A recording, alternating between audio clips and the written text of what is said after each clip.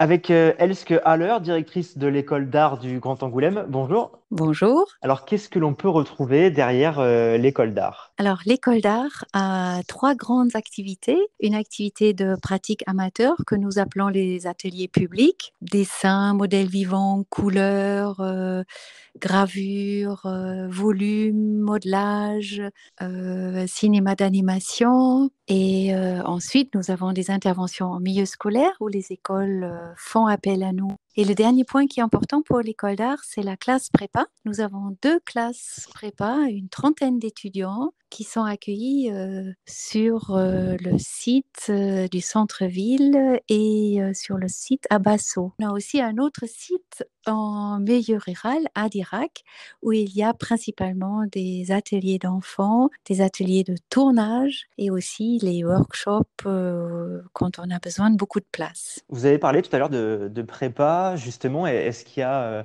un parcours vraiment type à suivre pour les étudiants avant qu'ils vous rejoignent ou est-ce qu'ils arrivent de filières complètement différentes? Alors pour la classe prépa, toutes les filières sont les bienvenues hein, parce qu'on cherche bien sûr des doubles compétences. Ça, c'est toujours un plus. Quelles sont les qualités qu'ils doivent avoir, les étudiants qui vous rejoignent? Vraiment le côté créatif? Est-ce qu'il y a d'autres valeurs à avoir pour vous rejoindre? La chose la plus importante, c'est peut-être avant l'apprentissage, c'est cette envie de créer, l'envie de chercher, l'envie de s'engager. Ce qui est plus important, c'est cette envie-là, c'est d'avoir envie d'expérimenter ou d'être prêt à expérimenter et de se laisser mener vers quelque chose qui était peut-être souvent moins attendu. La plus grande qualité qu'on demande, c'est un esprit d'ouverture, une curiosité. On intervient plutôt en amont d'une formation professionnalisante. C'est une classe prépa. Elle prépare au concours d'entrée dans des écoles supérieures d'art et de design. Parler de métier, c'est un peu tôt. On essaye plutôt lors d'une classe prépa d'accompagner les étudiants pour une composition de dossiers de travaux personnels et de leur permettre de faire émerger un travail personnel, une personnalité. L'objectif, c'est vraiment d'être large en fait dans le champ, qu'ils voient un maximum de choses possibles pour après faire un petit peu leur futur plan personnel. Tout à fait, parce que tant c'est de l'enseignement public, souvent c'est de l'enseignement très généraliste. On apprend un maximum de compétences pour après, plus tard, se spécialiser. Donc c'est vraiment, par exemple, les étudiants qui préparent leur formation dans des écoles supérieures d'art et de design, ils peuvent aussi bien travailler en cinéma d'animation, en jeux vidéo, que être peintre, travailler dans un musée ou dans une agence de communication. Quel est le lien, vous, justement, que vous avez avec les étudiants? À quelle fréquence vous les voyez? Comment se passent un petit peu les mois qu'ils passent à vos côtés, justement, histoire d'avoir ces bagages pour leur permettre de faire les bons choix? Comment ça se passe concrètement? Alors, les étudiants, ils rentrent dans la classe suite à un entretien de motivation et ensuite, ils restent à l'école d'art pendant une année scolaire où ils sont là à plein temps. Nous sommes très proches d'eux.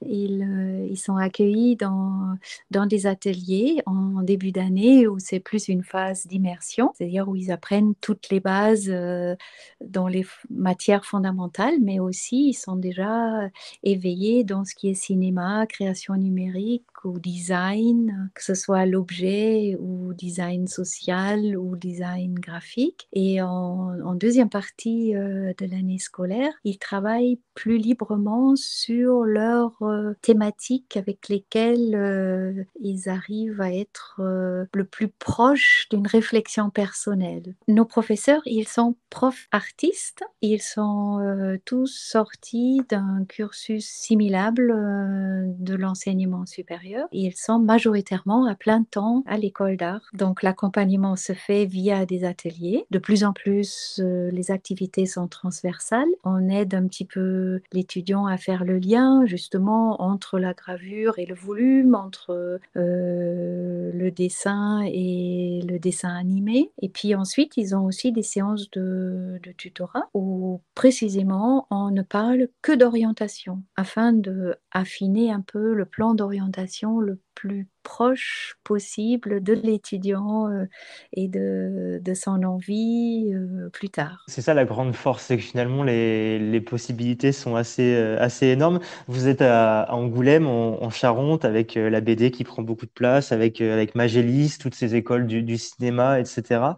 C'est un vrai plus pour vous, cette implantation territoriale? Ah oui, oui, oui, oui. D'abord pour l'attractivité, parce qu'on a la chance d'accueillir des étudiants de partout, de toute la France. Et puis il y a un réseau, il y a une entraide, il y a aussi les étudiants, ils mangent au même crous, ils habitent dans les mêmes logements crous, donc il y a une belle ambiance assez festive aussi, et aussi beaucoup d'entraide dans ces générations actuelles. Non, c'est un vrai plus. Les prépas, il y en a beaucoup, quelles que soient les filières. Est-ce que vous avez un suivi, un agrément particulier avec votre prépa à vous? Oui, tout à fait. La classe prépa, elle fait partie d'un réseau APA, c'est un réseau national, et toutes ces classes-là travaillent sous une même charte pédagogique, et toutes ces classes-là sont agréées par le ministère de la Culture. Ce réseau APA est important, c'est vraiment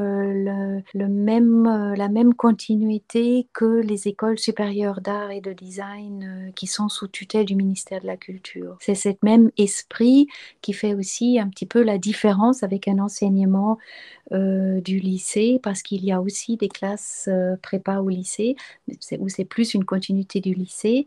Alors ces classes prépa du réseau APA dépendent du ministère de la Culture, et ça parle aussi un petit peu de l'enseignement qui est déjà beaucoup plus une culture de projet que des ateliers qui suivent un emploi du temps. Merci Else Kaller, directrice de l'école d'art du Grand Angoulême, pour vos éclaircissements et puis à très bientôt pour la suite de l'aventure. Avec plaisir.